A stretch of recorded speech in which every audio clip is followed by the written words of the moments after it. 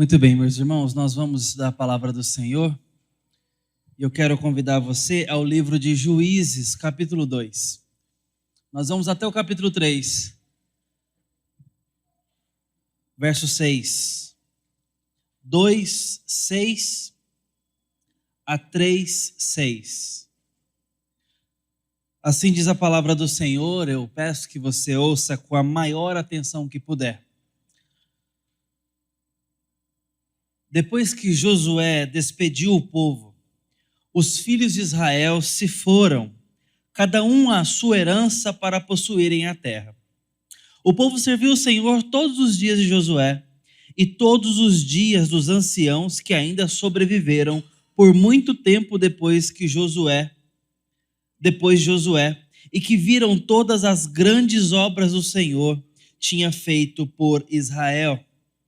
Josué, filho de Num, servo do Senhor, morreu com a idade de 110 anos. Foi sepultado em sua própria herança em Timnat-Heres, na região montanhosa de Efraim, ao norte do monte Gaás. Toda aquela geração também morreu e foi reunida a seus pais. E depois dela se levantou uma nova geração que não conhecia o Senhor, nem as obras que ele havia feito por Israel. Então os filhos de Israel fizeram o que era mal aos olhos do Senhor, servindo os Baalins. Deixaram o Senhor, Deus dos seus pais, que os havia tirado da terra do Egito, e seguiram outros deuses, e os deuses dos povos que havia ao redor deles, e os adoraram, e provocaram o Senhor a ira.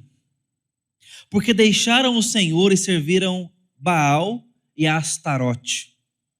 A ira do Senhor se acendeu contra Israel, e ele os entregou nas mãos de ladrões que os despojavam do que possuíam.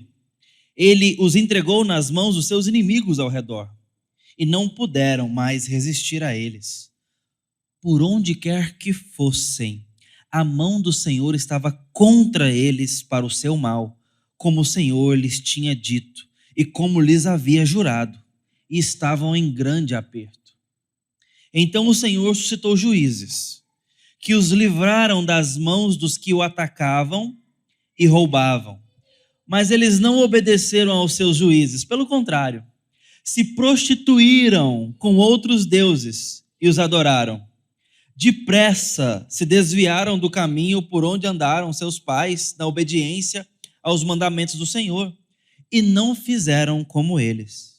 Quando o Senhor lhes suscitava juízes, o Senhor estava com o juiz e os livrava das mãos dos seus inimigos todos aqueles dias do juiz.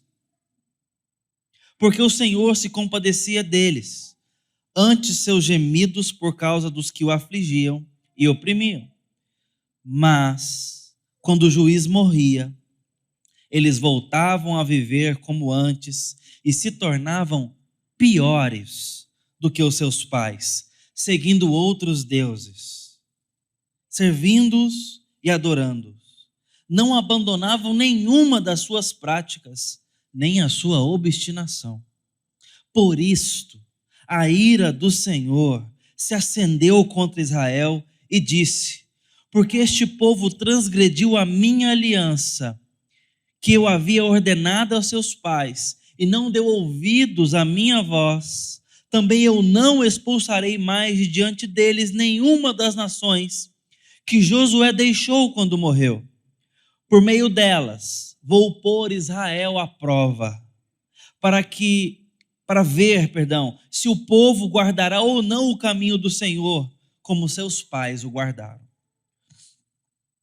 Assim o Senhor deixou que naquelas nações ficassem, e não expulsou logo, nem entregou nas mãos de Josué. São essas as nações que o Senhor deixou ficar para, por meio delas, pôr Israel à prova, isto é, para provar todos os israelitas que não sabiam de todas as guerras de Canaã. Ele fez isso tão somente para que as gerações dos filhos de Israel conhecessem a guerra, para lhes ensinar a guerra, pelo menos as gerações que anteriormente não sabiam disso. Os que ficaram foram 5 governantes dos filisteus, todos os cananeus, sidônios e heveus que habitavam as montanhas do Líbano, desde o monte Baal-Hermon até a entrada de Amate. Estes ficaram para, por meio deles, o Senhor pôr Israel à prova, para saber se dariam ouvidos aos mandamentos que havia ordenado a seus pais por meio de Moisés. Assim, os filhos de Israel moravam no meio dos cananeus, dos heteus, dos amorreus, dos ferezeus, dos heveus e dos jebuseus. Tomaram de suas filhas para si por mulheres e deram as suas próprias aos filhos deles e rendiam culto aos seus deuses. Esta é a palavra do Senhor para nós hoje. Que Deus nos abençoe. Eu quero ler uma canção para os irmãos que ficou muito conhecida na década de 70 e que gerou um símbolo popular nos Estados Unidos. Por exemplo, há uns bons anos atrás, na guerra do Iraque, quando os soldados americanos estavam voltando para casa, esse símbolo foi marcadamente expresso ali, que era o uso de uma fita amarela. Eu me lembro de ouvir o pastor Joer Correia Batista comentando esse símbolo para nós numa devocional em sala de aula, comentando sobre como que Deus tem paciência com esse povo do Antigo Testamento, o povo dele. E nessa ocasião, nós podemos lembrar da música de Tony Orlando e Dawn, Yellow Rainbow, Tie Yellow Rainbow. Uma boa tradução para isso seria amarre uma fita amarela.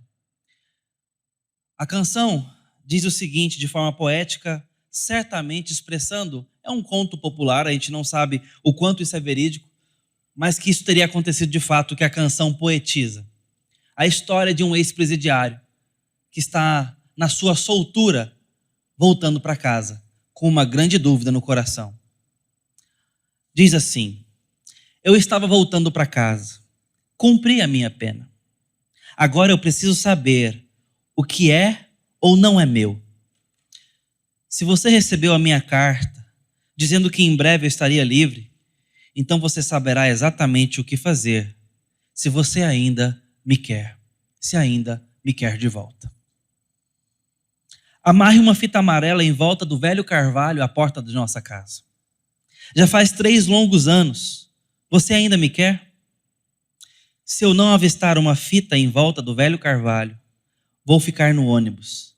Esquece tudo sobre nós. Joga a culpa em mim.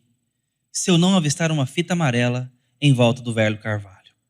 Motorista, por favor, olha para mim. Eu não suporto olhar para o que eu tenho que ver. Eu ainda estou preso e o meu amor, ela tem a chave. Uma simples fita amarela é tudo o que eu preciso para me libertar. Eu escrevi e contei a ela. Por favor,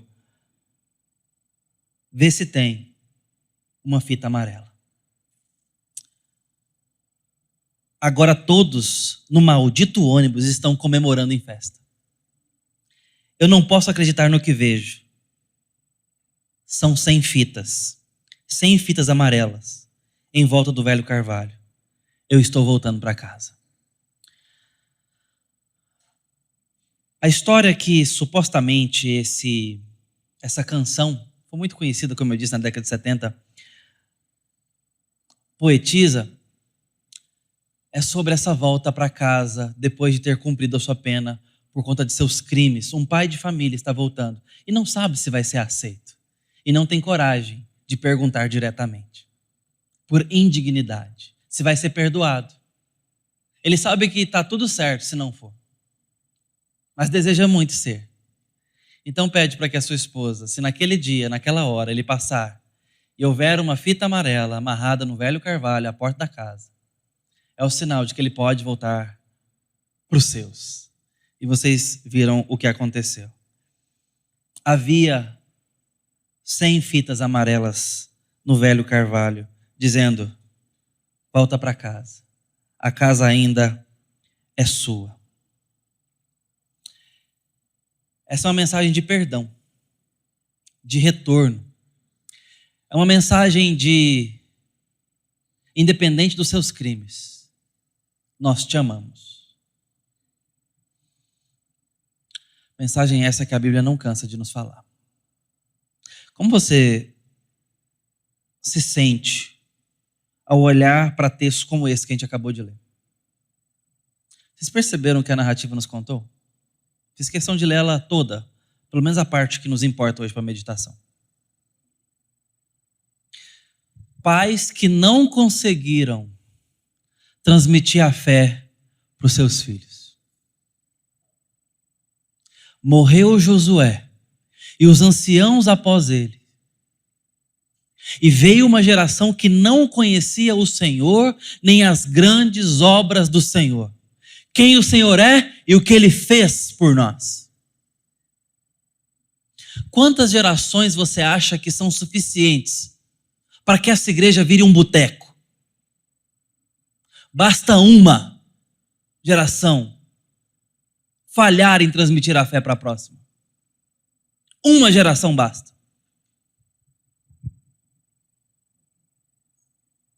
E isso que hoje é um lugar de culto e adoração, de formação de discípulos de Jesus, de sustento missionário, de ação comunitária, pode virar um salão de risca-faca. Conhece risca-faca, Alex?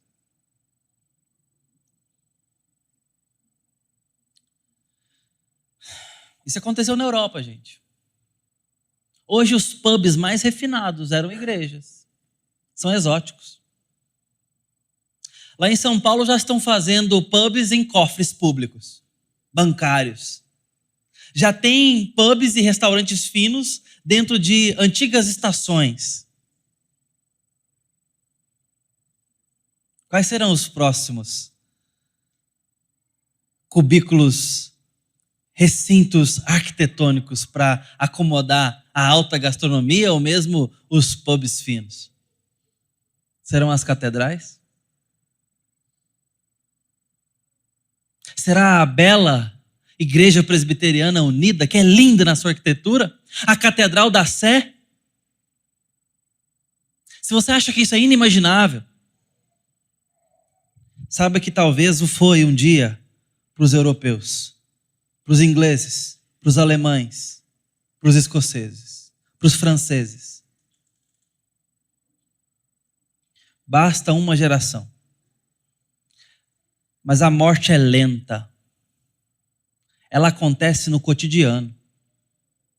Nós viemos de certos ensinamentos e não passamos alguns ensinamentos. A próxima geração não tem mais o que passar. Deixa eu dar um exemplo e correndo um grande risco de parecer legalista nesse momento. Mas eu queria que você me escutasse com boa fé. Hoje pela manhã eu me peguei tendo uma conversa com meu filho, querendo diminuir dele as telas no domingo. Ele estava querendo jogar jogo de videogame. Eu falei, filho, hoje é domingo. Hoje é um dia especialmente que eu não gostaria que você jogasse. Que você ficasse menos na televisão. Porque hoje é o dia do Senhor. E estava lhe explicando da melhor forma possível que ele entendesse. Ele tem 4 anos de idade.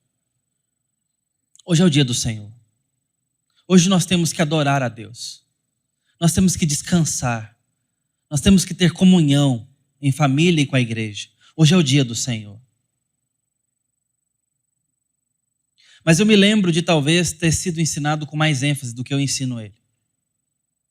E talvez, quando eu olho com chacota para trás, quando os missionários americanos ensinavam que não se podia ir ao cinema no domingo, não se podia ir à sorveteria no domingo, a gente faz gracejos desses rigores tão parecendo legalistas e rígidos.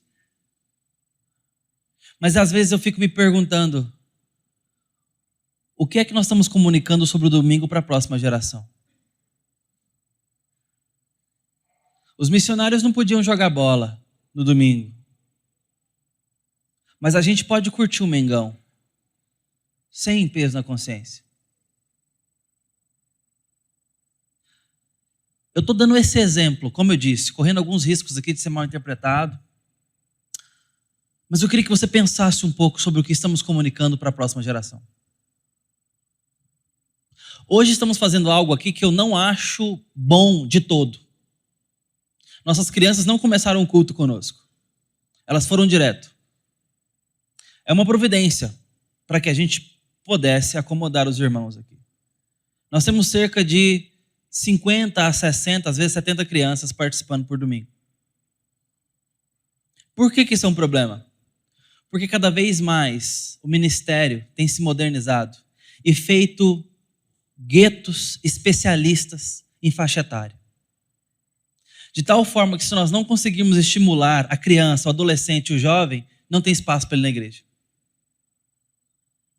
E eu não estou dizendo que nós não podemos ter programação de jovens, de crianças, muito pelo contrário. Nós damos todo o incentivo para que a gente sirva o discipulado deles, discipulado. Mas as crianças precisam aprender a cultuar em família. Isso acontece aqui na congregação, isso não acontece em casa. Ah, não pode ter culto em casa? Claro que pode, mas domingo é congregação. É o dia da igreja com o Senhor. Você tem segunda a sábado para fazer culto em casa. Domingo não. Domingo é congregação. Domingo a gente ensina os nossos filhos a serem parte de um povo. Ah, pastor, não posso ensinar a segunda? Pode, mas a igreja está reunida a segunda?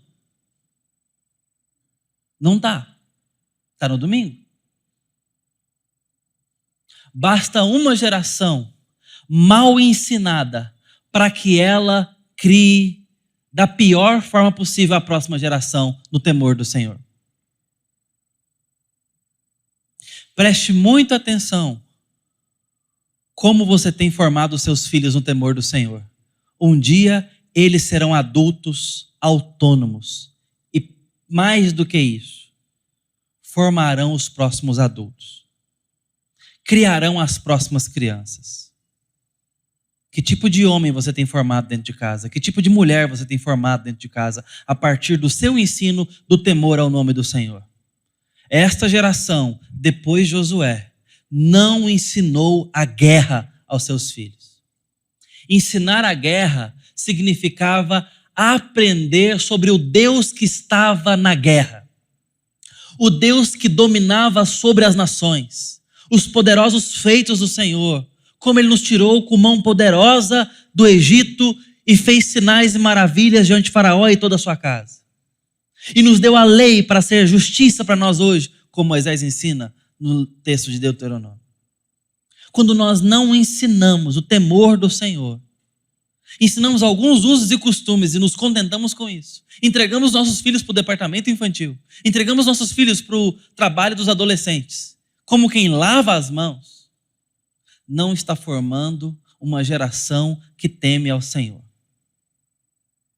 Basta uma faculdade, esse menino some da igreja. Ele não aprendeu a temer o Senhor, ele aprendeu a ir para a salinha. Ele aprendeu a ir para a programação do sábado. Mas não necessariamente aprendeu a amar o Senhor. E por isso ele frequenta uma sala de discipulado. Por isso ele frequenta um trabalho de faixa etária. Porque há temor do Senhor sendo ensinado em seu lar. É isso que não aconteceu com o povo de Israel. Eles abandonaram a Deus. E esse é um texto que nos mostra um Deus que quer falar de amor com uma caligrafia de ira. Deus não poupa sua ira. Ele expressa a sua ira, seu desgosto. É por isso que eu gosto do Antigo Testamento, particularmente falando. Deus se mostra com uma clareza que não tem como não entender. É no Antigo Testamento que Deus, quando nós não entendemos, Ele desenha. E ai daqueles que precisam dessa aula de reforço. Eu quis nos provocar nessa noite. Não faça Deus contar até 3. Ele não brinca com falsas promessas igual a gente. As ameaças de Deus são cumpridas. E ai daqueles que precisam de correção. É exatamente o que está acontecendo aqui. Ele está mostrando o seu amor.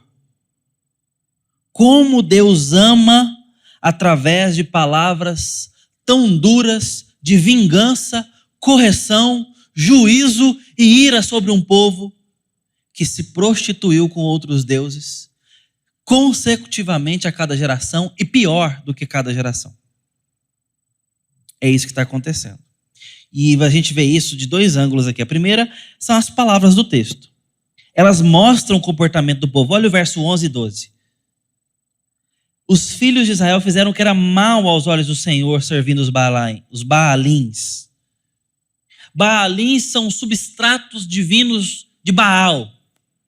São deuses menores, mais acomodados aos povos vizinhos. Não era nem o grande Baal, eram subdeuses. Baalins são Baais pequenos. Tinha muito mais a ver com a cultura local. Verso 12. Deixaram o Senhor Deus e seus pais, que os havia tirado da terra do Egito, e seguiram outros deuses e os deuses dos povos que havia ao redor deles, e os adoraram e provocaram o Senhor a ira. Veja, a idolatria do coração deles era circunstancial, não era uma coisa pensada, não. Não era uma coisa planejada, não, por convicção, não. Era por conveniência, por influência do meio. Eles serviam ao Deus da época, a moda do momento, a cultura do momento vigente. Não tinha memória e nem perspectiva. Era uma resposta cultural. Veja como se não é a ameaça dos nossos dias. Mais uma vez a fórmula se repete. O esfriamento da fé tem muito mais a ver com a resposta que estamos dando às propostas filosóficas e teológicas do momento. Não é porque eu fui estudar e percebi que no confucionismo isso aqui é isso, aquilo outro. Não, os nossos adolescentes, os nossos jovens, os nossos adultos não estão respondendo a uma tradição, eles estão simplesmente respondendo à cultura contemporânea. Eles estão reagindo e abandonando a memória de seus pais, abandonando a memória da tradição.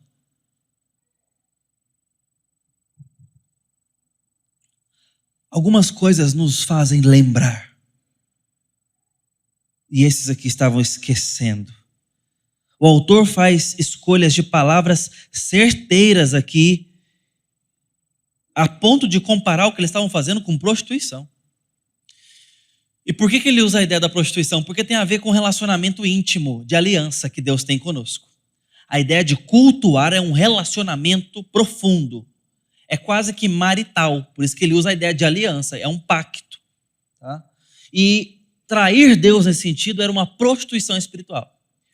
O autor usa esses termos inspirado pelo Senhor para falar sobre a realidade do coração daquelas pessoas. Fizeram o que era mal perante o Senhor, e não aquilo que desagradava a Deus, mas aquilo que era mal diante de Deus, diante do coração de Deus. O verso 2 ainda chega nesse ponto. E o verso 3 mostra que tem nome. É Baal e Astarote.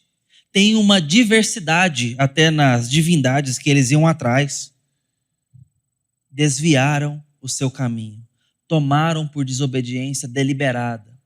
Viraram as costas para o Senhor. O verso 19 diz que esses homens tinham o coração obstinado. Muitas vezes a gente vê obstinação nos nossos filhos. Quando às vezes mesmo debaixo de dura repreensão, eles não se demovem do seu mau caminho. Preferem desafiar os pais. Já viveu isso? Às vezes mesmo debaixo de repreensão, de correção, não demovem o seu coração do mau caminho. Aí você vê também alguns casos de gente que é repreendida pela justiça e diante da pena judicial se tornam cínicos diante da lei, duros diante da lei da condenação. Via de regra, eu vou assistir algumas reações de condenação, ou longeva ou perpétua. Em alguns lugares, como nos Estados Unidos, eles videografam bastante essas condenações. porque eu estou interessado na condição do condenado. E nem sempre você encontra arrependimento. É assustador o grande número de homens condenados à pena de morte ou à prisão perpétua que agem com cinismo diante da condenação de seus crimes. Como isso é possível? Obstinação do coração. O Senhor se levanta com ira contra o povo dele e o povo dele não se demove do seu mau caminho e age com obstinação. Como uma criança que se joga no chão e não se levanta até que o mundo vire de cabeça para baixo por ela. Obstinação do coração. Conhece alguém obstinado na sua casa? Não olha para o lado, fica aqui comigo. Não pisca. Essa obstinação talvez seja muito maior do que a que a gente vive aí quando está emburrado no carro. É uma obstinação do coração. Segunda menção aqui que o texto faz, além dos atos deles, é também que diz que tem um fator que esses homens se valem das gerações. Esses homens e mulheres, eles se valem das gerações. O verso 6 até o 10 mostra como que eles foram invalidando o testemunho de uma geração após a outra. Matando, entre aspas, Deus a cada geração. O Salmo 78 de Asaf vem lembrar este ciclo. Como que eles podem esconder Deus dos seus filhos? Os filhos não conseguem acreditar no Deus dos pais, porque o Deus dos pais foi escondido da próxima geração, foi diminuído, foi enfraquecido. Eles não conseguem ver Deus nos pais, na conduta dos pais. Eles não conseguem ver temor em casa. Se a fé dos seus filhos depende do seu testemunho, como que está indo a esperança do seu lar? Suas escolhas, seu testemunho público, suas redes sociais, suas prioridades, seu serviço no reino. Se os seus filhos vão ser um pouco menos que você, que tanto eles vão frequentar a igreja, que tanto eles vão servir o reino?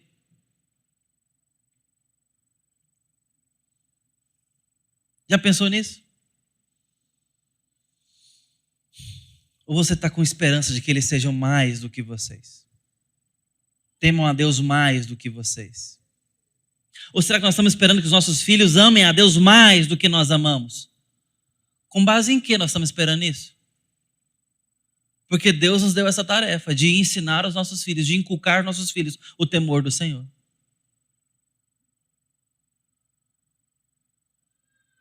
Não espere que o seu filho vá além de você. Pode até acontecer, irmãos. Pode acontecer. Mas que vergonha para nós estar esperando isso, porque não estamos honrando a missão que Deus nos deu.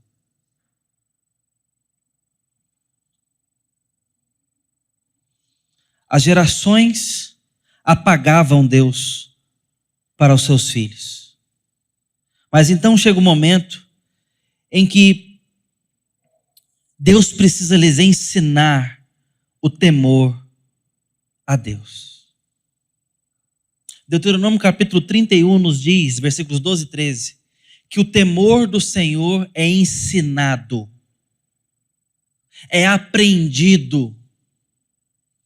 Como vamos restaurar o temor do Senhor quando ele for perdido? Como Deus nos suscitará temor ao nome dele quando em nossa geração havermos perdido o temor a Deus? A resposta, irmãos, não é agradável. O que acontece aqui é que Deus não abre mão de ensinar o seu temor às nossas gerações. E Ele vai agora fazer com que essa geração transviada, fria, incrédula, adúltera espiritualmente, passe a temê-lo. Deus deu a lei para que temêssemos e ignoramos a lei. Deus deu os profetas para que temêssemos e conhecêssemos a Ele, e nós ignoramos seus profetas. Deus deu a congregação e, como congregação, desviamos o coração. Como Deus nos fará temer ao nome dEle? Portanto, depois de contar 1, 2 e 3, será pela dor, será pela ira que nós o provocamos, e ele se levanta contra o povo. Diz o texto que onde o povo ia, a mão do Senhor ia contra. Levantava uma nação contra Israel e Deus estava do lado dos inimigos. Ai daquele que tem Deus por inimigo. E nesse caso aqui, irmãos, o que mais me assusta é que é o povo dele. Quem é que tem Deus por inimigo? Aqueles que se rebelam à sua palavra. Aqueles que viram as costas e não o rosto para o Senhor. Aqueles que não se humilham na sua presença. Aqueles que não o amam, que não o devotam. Aqueles que não o servem. Aqueles que não estão num relacionamento afetivo com Deus, de amor com Deus. E Deus vem mostrar como Ele vai fazer isso. Mas eu queria mostrar para os irmãos o que é que aquele povo fez, antes de falar o que Deus faz. Eles serviram a Baal e a Astarote. Mas juntamente desse panteão, nós temos mais alguns deuses que esses homens serviram. Um deles é Moloque. As escavações mostram que Moloque era servido e representado por uma estátua de ferro batido, com braços estendidos. Porque Moloque recebia crianças para serem queimadas em seus braços. Essa era a oferenda de Moloque. Aliás, aqui está um adendo para você evitar, se você se importa com a origem de nomenclaturas, a análise epistemológica das palavras é de onde nós tiramos a ideia de moleque, ok? Vem de Moloque, porque Moloque tinha uma relação direta com crianças. Talvez, tá? Não sei. Talvez vou te mandar para Moloque, você não quer estar. Talvez. E o povo de Deus mandava mesmo. Mas não era para punir criança, não. Era para servir Moloque. Gente, eu estou falando da igreja. Eu não estou falando dos ímpios. Você acha isso absurdo? Deixa eu te falar que o primeiro mandamento é justamente esse. Não terás outros onde? Diante de mim. Não se achegue à minha presença com deuses no bolso. Não vem para mim com deuses nas mãos. Você acha isso um absurdo? Veja se os seus ídolos, aquilo que ocupa o seu coração, aquilo que de fato te faz perder o sono e te enche de ganância, te faz perder o ar, aquilo que te faz dar razão de viver, não está sendo colocado diante de Deus. Dizendo, Deus, abençoa isso, porque se eu tiver isso é ídolo. E nós vamos com esses ídolos para Deus, pedindo para Deus soprar uma purpurina em cima, soprar uma bênção, como se ele fosse o gênio do Aladim, que abençoa desejos.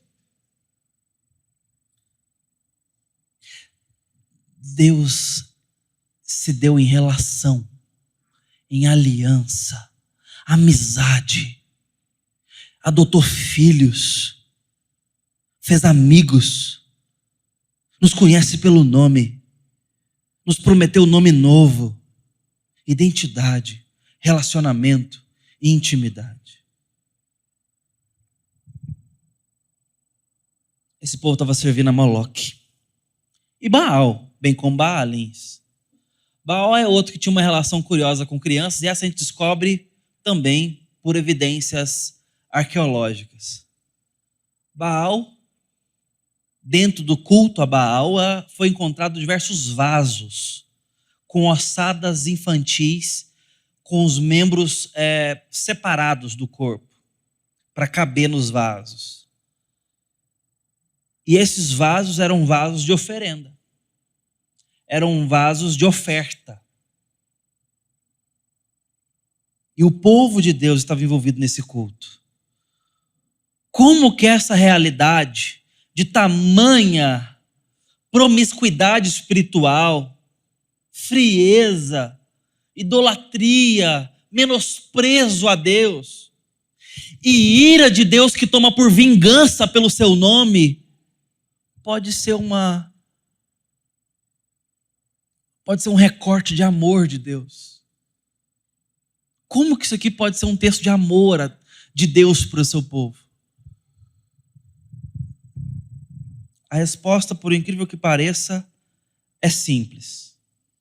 Em primeiro lugar, de 4. E é breve esses 4 pontos. São conclusivos. Apesar de tudo que fizeram, Deus está aqui tratando com eles. Tratando com eles. Deus não trocou o povo. Deus não jogou fora e pegou outro. Deus não escalou outra seleção, porque não é uma seleção dos melhores. É uma seleção de quem recebe graça, de quem recebe favor sem merecer. O tratamento de Deus conosco é sempre apesar de nós. Apesar do que somos capazes contra Ele. Apesar de tudo o que fizeram. E isso está longe de servir para mim e para você como uma aval. Eu lembro de, numa classe de novos membros, explicar para aqueles irmãos que estavam ali sobre a graça de Deus e como que a graça de Deus é poderosa. Como que a graça de Deus nos perdoa de tudo que somos e que nada pode nos separar do amor de Deus. E uma irmã ali, mais ciumenta, olhou para o marido, olhou para mim, eu vi que ela estava visivelmente incomodada com aquela doutrina. Esperei a hora certa e puxei a língua dela. Fala. O que é? Pastor, que história é essa? Então quer dizer que meu marido pode ir para Gandaia, que continua salvo? É isso aí? Eu falei, precisamente. Pode ir para Gandaia, continua salvo, não interfere em nada. Se foi salvo pelo Senhor, pode ir para Gandaia o tanto que quiser. Agora, uma das grandes evidências de que fomos salvos é a falta de desejo pela gandaia. É isso que está no coração do seu marido? Fala aí. Não, pastor, isso é a conversa dela, resolve com ela. Falei, justo. E aí? A gente esquece de ligar uma coisa à outra. Nós não somos salvos como quem tem um carimbo batido num passaporte, isso não tem nada a ver comigo. Nós somos salvos com regeneração, o coração é feito de novo, nós nascemos de novo e nascemos para Deus. Nós o amamos. Deuteronômio capítulo 9, verso 6. Eu tenho dificuldade danada com esses capítulos que é 9 e 6, eu nunca sei quem está de cabeça para cima, quem está de cabeça para baixo, viu, Leandro? Ou é o 6,9 ou é 9,6. O Senhor teu Deus circuncidará o teu coração para amares o Senhor e para que vivas. E não adianta achar agora e me falar não, que já fizeram isso toda vez, eu esqueço mesmo assim. Preste atenção, o Senhor circuncidará o seu coração. Ele está falando de forma muito embrionária da regeneração que Paulo fala com detalhes futuramente. Ele vai tratar lá dentro. Ele vai circuncidar lá dentro, para você amar o Senhor. E isso vai ser uma evidência de que você está vivo e não mais morto. Deus ama essas pessoas, está transformando o coração. Deus não substitui gente quebrada. Ele trata gente quebrada. Ele trata o povo, nem que tem que andar 40 anos no deserto, mas ele não desiste do povo. É o povo dele. É a ovelha perdida, é o filho que foge e ele espera a porta. Mas a casa ainda está arrumada. A cama dele não foi desmontada. tem ainda lugar à mesa, um dia meu filho volta, ele é meu. Apesar de tudo o que fizeram, Deus os amou. Agora, amou como? Através da aflição. Se está no seu coração um sentimento de permissividade diante da graça de Deus, que nos ama apesar de nossos pecados, veja como é que Deus ama o pecador, que obstinadamente não se demove do seu pecado, pela aflição dessas pessoas. Deus se levanta e não levanta com bondade e misericórdia, mas com ira e justiça atrás dos seus. Você acha que a havaiana da sua mãe era boa de mira? Você não faz ideia de quando Deus está irado conosco. Ele nos acha. Diz o texto que terrível coisa é cair nas mãos do Deus vivo. Talvez esteja falando de condenação eterna, sim, mas é a mesma mão. É a mesma mão que pesa sobre nós. E Deus não toma os nossos pecados por brincadeira. Diz que a vara do Senhor e a correção é para aqueles que Ele ama. São para os seus filhos. Deus não corrige aqueles que não são seus filhos. Ele condena. É diferente. Não é com vara que a gente condena. É com fogo. Filho é com vara. E Deus vem com a vara corrigir os seus filhos. Afligindo seus filhos. Deus se levanta contra eles. Deus enfrenta o povo. Deus derrota o povo. Deus coloca o povo no chão. Ai daqueles que precisam ser corrigidos por Deus. Deus ama por meio da aflição. Deus entrega o povo nas mãos dos inimigos. Deus suscita a força dos inimigos contra o seu povo. Essa é a primeira forma. Apesar do que fizeram, Deus ama afligindo o povo para lhes tratar o coração. Mas essa aflição provoca no povo temor a Deus. Eles passam a voltar para Deus. Por isso Deus aflige, mostrando a eles a vontade de voltar para o Senhor. Porque gemiam, diz aqui, que enquanto eles gemiam, Deus se compadecia deles. E quando eles gemiam, Deus se compadecia e restaurava a sorte deles. Esse ciclo é mostrado para nós em 5 etapas. O povo pecava, Deus afligia. O povo clamava, Deus perdoava. O povo clamava, Deus perdoava. E aí, o povo pecava de novo. Ciclo. Em todo o tempo dos juízes, em todo o drama dos juízes. E diz o texto que quando um juiz morria, vinha uma geração e fazia o que era pior. Apesar do que fizeram, Deus ama afligido. Em terceiro lugar, embora Deus traga aflição sobre nós, isso nunca vem separado ou sem compaixão. Porque Deus sempre, ao suscitar aquele juiz, demonstrava amor por aquele povo e o restaurava. E quando Deus fazia isso, Ele estava demonstrando que Ele se compadecia, que Ele tinha compaixão. E quando Ele demonstrava essa compaixão, em quarto lugar, Ele estava dando também oportunidade de mudança de vida. Prova, verso 21 e 22 do capítulo 3. Lá longe, diz assim, ó. Então Eude estendeu a mão esquerda, puxou o seu punhal do lado direito e cravou na barriga do rei, de tal maneira que entrou também o cabo com a lâmpada, porque não tirou o punhal da barriga. Desculpa, não é isso que não, gente. É lá do 2 mesmo. Depois vocês lêem essa história do punhal aí, fiquei curioso também, mas é outra história. O povo vai continuar precisando de tratamento. Volta lá no 21 nosso, do capítulo 2. Mas quando o juiz... Não, cadê? Aqui. Também eu não expulsarei mais diante deles nenhuma das nações que Josué deixou quando morreu. Versículo 22. Para que isso? Por meio delas, vou pôr Israel à prova para ver se no povo guardará ou não o caminho do Senhor, como seus pais guardaram. Deus sabe, irmãos.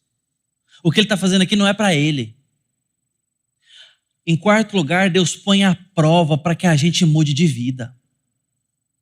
Tendo passado pela dor, pela restauração graciosa, Deus agora está mostrando, então agora é hora de você tomar a decisão. Deus não decide por nós. Deus não decidiu lá atrás e continua não decidindo. Qual a decisão você vai tomar? Ele deixa lá todos os povos para que o povo tomasse uma decisão. E agora? Mudou o coração? O que vocês vão fazer? Deus está querendo consolidar processos conosco, consolidar etapas no nosso coração, consolidar nossa maturidade. E deixa eu te falar uma coisa. A exemplo do povo de Deus, nós podemos ter a mão do Senhor pesando sobre nós e nós ainda tomando decisão errada contra Deus. Deixa eu te falar o que vai acontecer. A mão do Senhor vai pesar de novo. Vai doer de novo. E nós vamos gemer e correr para Deus. E Deus vai se compadecer de nós. E vai colocar diante de nós, mais uma vez, provas de obediência. Oportunidades de obediência. E nós poderemos, mais uma vez, demonstrar que não aprendemos nada. Dá para olhar para a sua história e ver ciclos de dificuldades e bênçãos? Eu não quero espiritualizar tudo não, tá? Dizendo, agora Deus abriu uma porta, agora Deus fechou uma porta. Calma, vamos com calma. Mas a exemplo do que Deus mostra em Juízes, ele mostra o quanto ele está interessado no coração do povo. E o quanto esse povo desperdiça a oportunidade de honrar a Deus no tempo da bonança. Qual vai ser a sua escolha? Qual é a minha escolha? Vai esperar mesmo Deus te dar desertos para que você então pense em temê-lo, em honrá-lo, em servi-lo, em servir o reino de Deus e contribuir com a obra e amar a Deus publicamente e dar testemunho público, em criar os seus filhos? Você vai esperar o quê? Seu filho começar a mexer com droga para você dar testemunho dentro de casa? Você vai esperar o quê? Ele bater a porta e falar que não quer saber de Deus, igreja, nada mais disso? Está esperando o quê? Para você começar a dar testemunho público dentro de casa. Pagar o preço em oração. Às vezes a gente não aprende. Está esperando a dor vir. E deixa eu te falar, o plano é bom. Pragmaticamente falando, funciona demais. Na dor a gente obedece mesmo. Se você está esperando a dor para ter motivação, é um bom plano. Funciona. Funciona ou não funciona? Aí você escolhe suas lutas.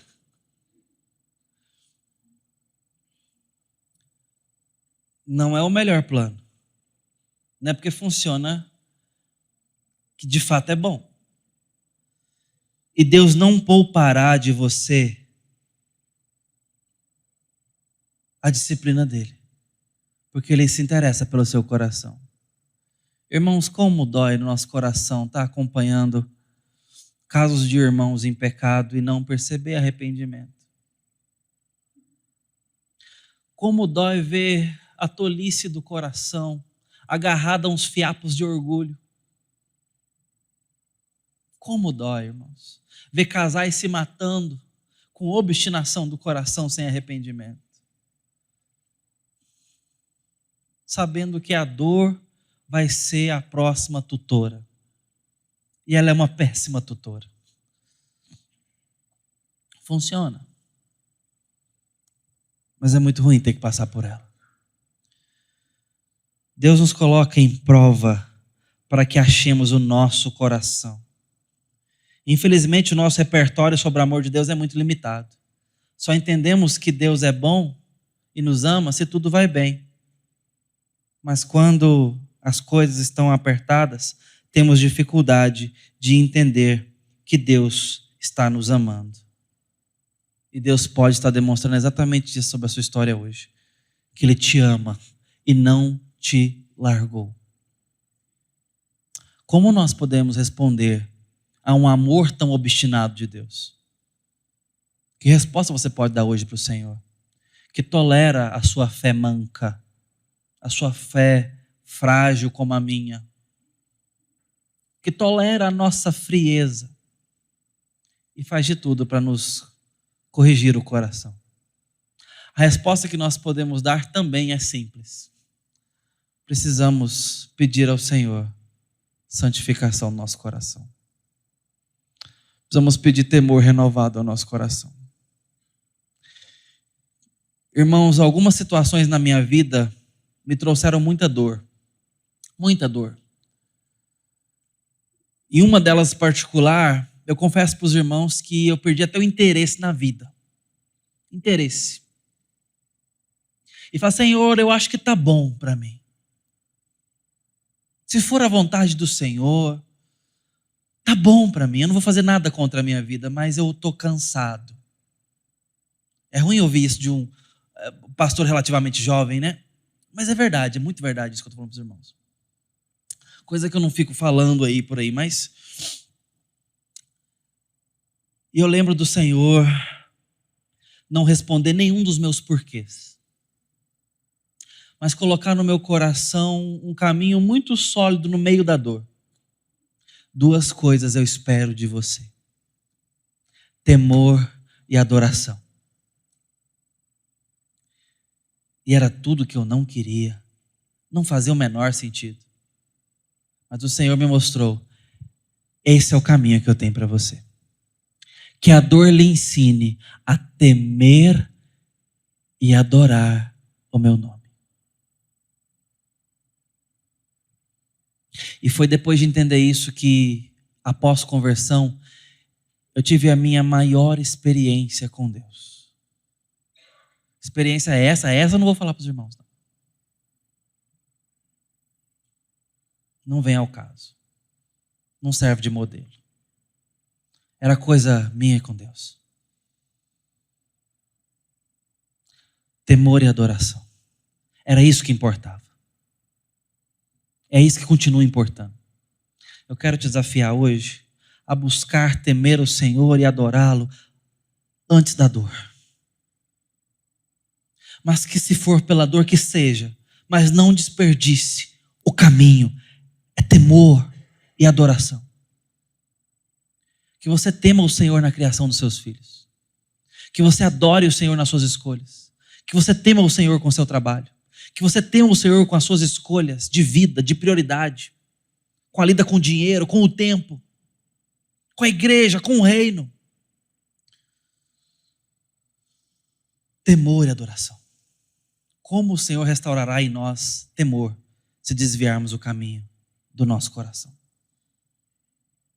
Ele fará que busquemos o Senhor enquanto Ele está perto.